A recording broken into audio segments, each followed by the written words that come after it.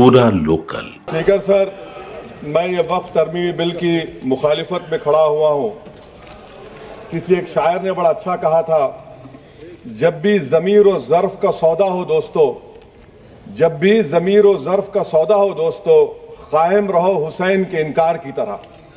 Sir, ये वक्फ तरमीमी bill Bharat के गयूर मुसलमानों के ईमान पर, इबादत पर एक हमला है। नरेंद्र मोदी की हुकूमत ने इस मुल्क की सबसे बड़ी अक़लियत के खिलाफ एक ऐलान जंग कर दिया, और ये जंग ना सिर्फ मेरे जिस्म पर है, बल्कि मेरी आज़ादी पर, मेरी समाजी और माशी मार्जिनलाइजेशन पर है, मेरी शहरियत पर है, मेरे मदरसे, मस्जिदों, खानखाहों और दरगाहों को निशाना बनाया जा रहा है। और ये हुकूमत सच्चाई को नहीं बयान कर रही है कि ये तरमीमी बिल से मुसलमानों का तहफ़्फ़ुज़, तरक्की और गुर्बत का खात्मा होगा। ये सरासर झूठ है। सर, अगर आप आइन के आर्टिकल 14 को देखेंगे तो उसमें लिखा हुआ है इक्वल प्रोटेक्शन।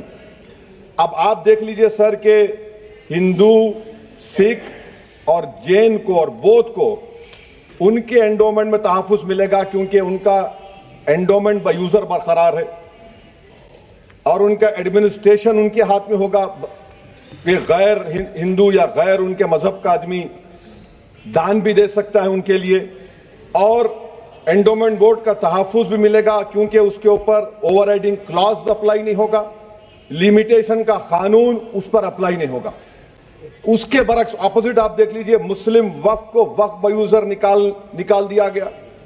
एक मुस्लिम वक्फ की जायदाद पर कब्जा होगा, लिमिटेशन लगेगा तो जो एनक्रोचर है, जो खाबिज है, वो रातों रात मालिक बन जाएगा और एक गैर मुस्लिम वक्फ बोर्ड को एडमिनिस्टर करेगा। ये आर्टिकल 14 के इक्वल प्रोटेक्शन का वायलेशन।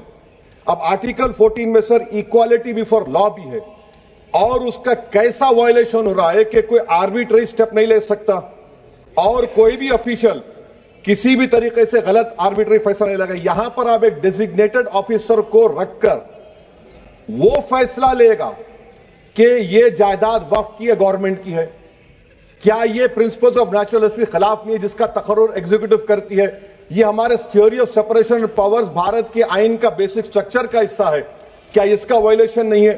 सर, आर्टिकल 25 का वायलेशन कैसे है कि आप मुसलमानों से वक्फ बाय यूजर छीन रहे हैं और फिर आप कर्ब कर रहे हैं वक्फ वाल औलाद को, मगर वहीं पर दूसरे धर्म के मानने वालों को उनके मजहब पर चलने की पूरी इजाजत है।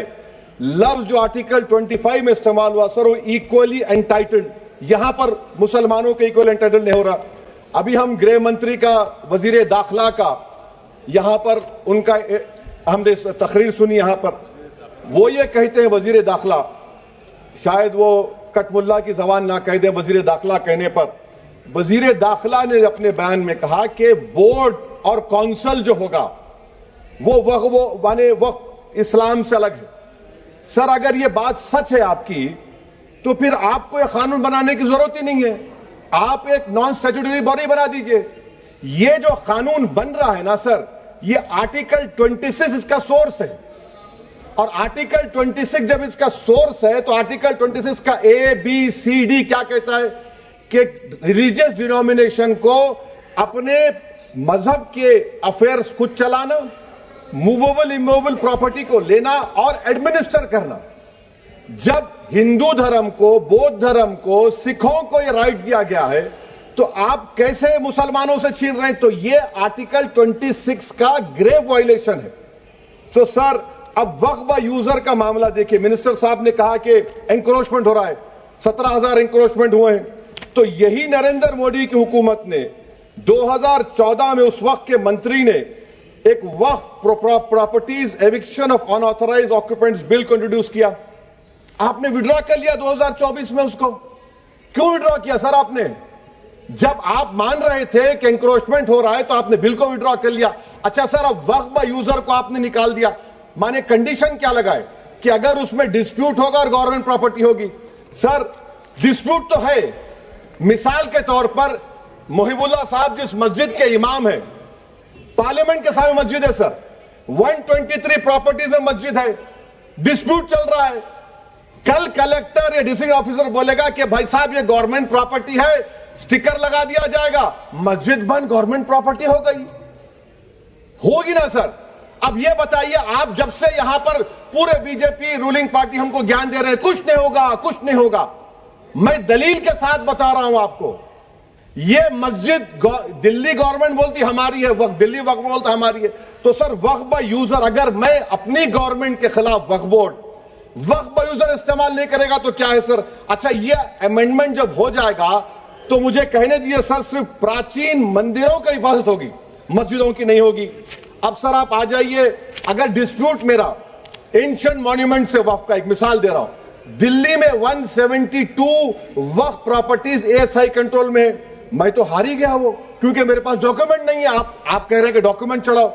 اگر میرا گورنمنٹ سے ڈسپیوٹ چل رہا ہے میں تو کلیم ہی نہیں کر سکتا, کیونکہ آپ جج بنیں گے, آپ ہی فیصلہ کریں گے, اور جب تک آپ فیصلہ نہیں کرتے وہ وقف کی پراپرٹی نہیں ہوگی. وہ پروویژن ڈال دیا آپ نے.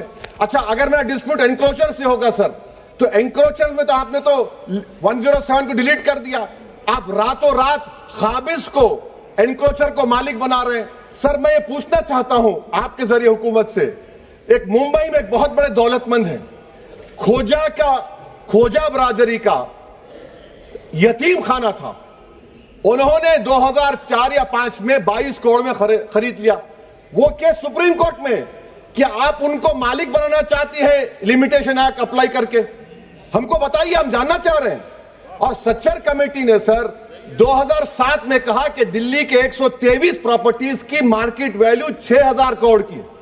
آج ہم 2025 میں آ گئے, کیوں آپ ان پراپرٹیز کے خلاف پڑے ہوئے؟ 1976 میں اس وقت کے وزیر اعظم اندرا گاندھی لیٹر لکھا, اس کو آپ دے دیجئے, مگر آپ اس کو ماننے کو تیار نہیں ہے. تو سر اور ایک جو جھوٹ پھیلایا جا رہا ہے, management empowerment efficient development. Sir this bill takes any management from the hands of Muslims, disempowers the waqf in comparison to any other stakeholder, takes away the efficiency of administration and hampers development. Waqf disempowerment in the name of efficiency, inefficiency is being created. The progress of development from pre-independence till today is sought to be destroyed.